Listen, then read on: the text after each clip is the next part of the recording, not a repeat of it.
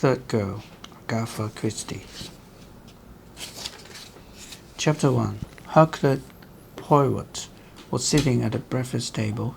At his right hand was a steaming cup of chocolate. He had always had a sweet tooth.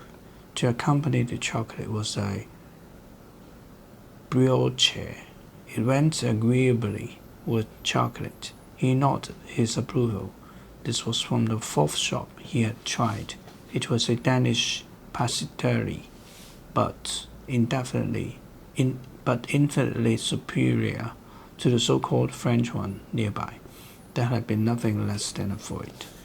He was satisfied gastronomically. His stomach was at peace. His mind also was at peace, perhaps somewhat too much so. He had finished his magnum opus, an analysis of great writers of detective fiction. He had dared to speak scathingly of Edgar Allan Poe. He had complained of the lack of method or order in the romantic outpourings of Wilkie Collins, had lauded to the skies two American authors who were practically unknown, and had in various other ways given honor where honor was due, and sternly withheld it where he considered it was not. He had seen the volume through the press, had looked upon the results, and apart from a really incredible number of print service, pronounced that it was good.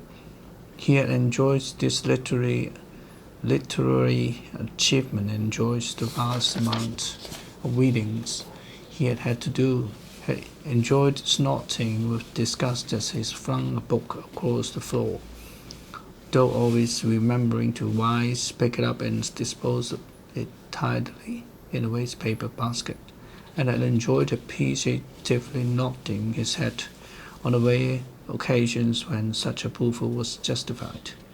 And now he had had a pleasant interlude of relaxation, very necessary after his intellectual labor.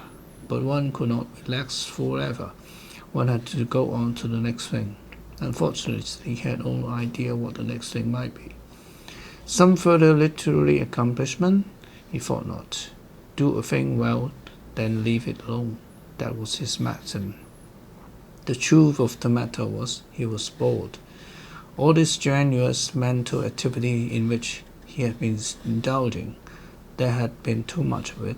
It had got him into bad habits. It had made him restless, vexatious. He shook his head and took another sip of chocolate. The door opened, and his well-trained servant George entered. His manner was deferential and slightly apologetic. He coughed and murmured, "Ah," he paused. "A young lady has called." Poirot looked at him with surprise and mild distaste. "I do not see people at this hour," he said reprovingly. "No, sir," agreed George. Master and servant looked at each other. Communication was sometimes fraught with difficulties for them.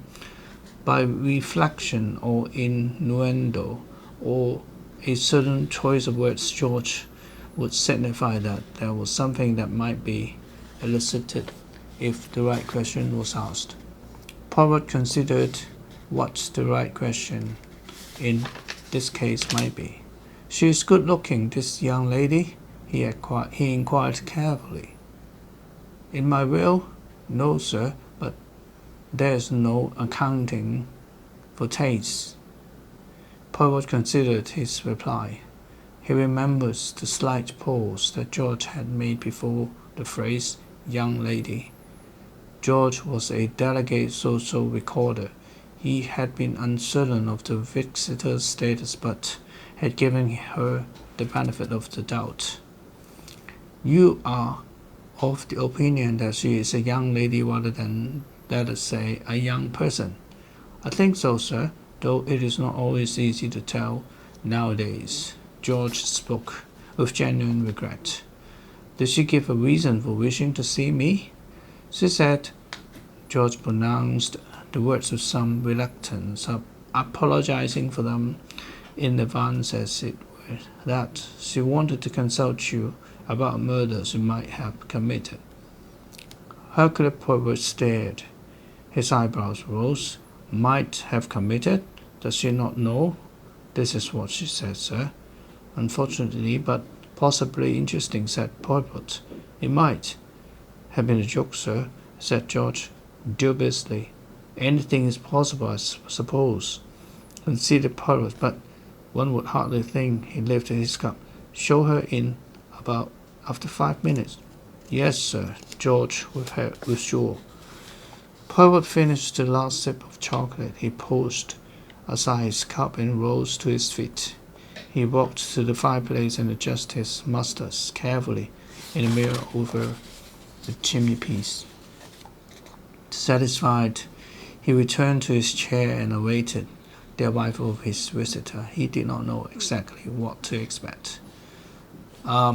He had hoped perhaps for something nearer to his own estimate of female attraction. The outworn phrase, beauty in distress, had occurred to him. He was disappointed when George returned, ushering in a visitor. Inwardly, he shook his head and sighed. Here was no beauty, and no noticeable distress either. Mild perplexity would seem nearer the mark. Thought Poirot disgustedly. These girls, do they not even try to make something of themselves? Well made up, attractively dressed, hair that has been arranged by a good hairdresser, then perhaps she might pass. But now, his visitor was a girl, perhaps 20-odd, long, straggly hair of indeterminate color straight over her shoulders. Her eyes, which were large, bore a vacant expression, and were a greenish blue. She wore what were presumably the chosen clothes of her generation: black high leather boots, white open-work woolen stockings of doubtful cleanliness, a skimpy skirt, and a long and sloppy pullover of heavy wool. Anyone of Poirot's age and generation would have had only one desire: to drop the girl into a bath as soon as possible. He had often felt this same reaction walking along the streets.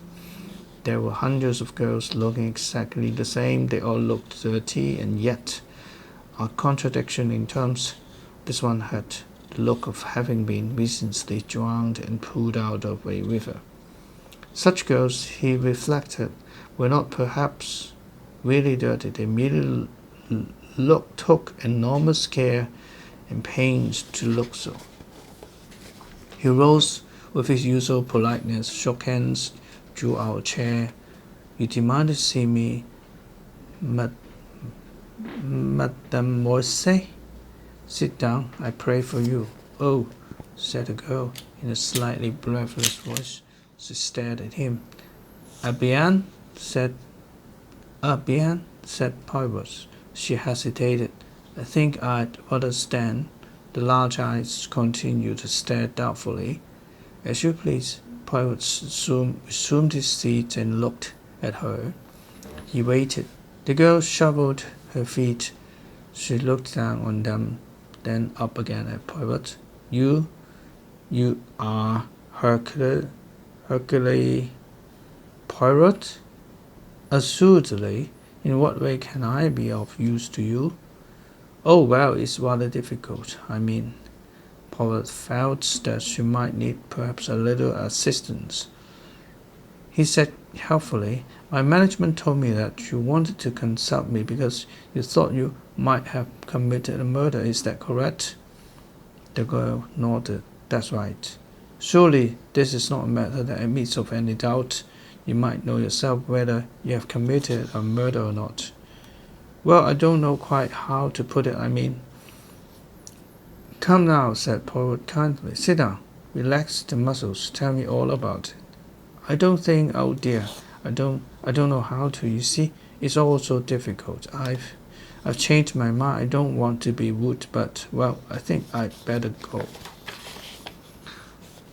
Come now, Courage. No, I can't. I thought I could come and ask you what I ought to do, but I can't, you see. It's all so different from what? I'm awfully sorry. I really don't want to be rude, but... She breathed an enormous sigh, looked at Porridge, looked away, and suddenly blurted out, "You are too old. Nobody told me you were so old. I really don't want to be rude, but there it is. You're too old. I'm really very sorry." She turned abruptly and blundered out of the room, rather like a desperate moth in lamplight. Porridge, his mouth open, heard the bang of the front door. He ejaculated, "Nom dum nom dum nom."